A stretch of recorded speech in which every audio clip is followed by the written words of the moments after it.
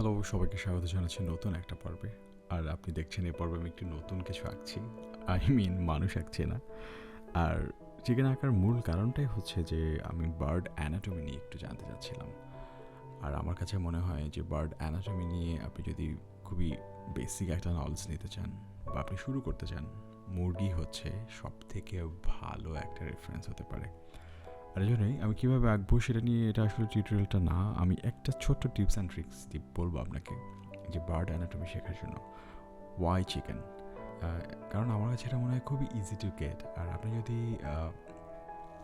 Vegetarian না হন, তার মানে আপনি এটা হরহামেশাই খাচ্ছেন। আর খেলে আপনি কিন্তু এর অ্যানাটমি বলবো না, আপনি কিন্তু এর হাড্ডি কুটি নিয়ে একটু হলেও যান।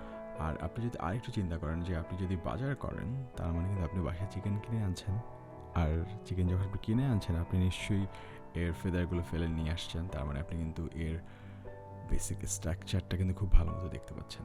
বাসায় আনার পর আপনি চাইলে একটু 5-10 মিনিট দেখে নিতে পারেন, তাহলে কিন্তু আপনি আরও জানবেন এর অ্যানাটমি বা এর স্ট্রাকচারটা নিয়ে। আরেকটু যদি আপনি অ্যাডভান্স লেভেলে জানতে চান, তাহলে আপনি হেল্প করুন আপনার মাকে বা আপনার ওয়াইফকে এটা কেটে দিতে, বেছে দিতে। তাহলে কিন্তু আপনি আরও জানতে পারবেন এর স্ট্রাকচারটা নিয়ে। আর আপনি যদি এর বেসিক অ্যানাটমির স্ট্রাকচারটা একবার জেনে যান, আপনি কিন্তু যে কোনো ধরনের পাখি আঁকতে পারবেন। সো এই জন্যই আমার কাছে মনে হয় যে আপনি প্র্যাকটিক্যালি শিখতে চাইলে মুরগি হচ্ছে সব থেকে ভালো একটা রেফারেন্স হতে পারে। এই তো, দেখতে থাকুন, আঁকতে থাকুন আর ভালো থাকুন।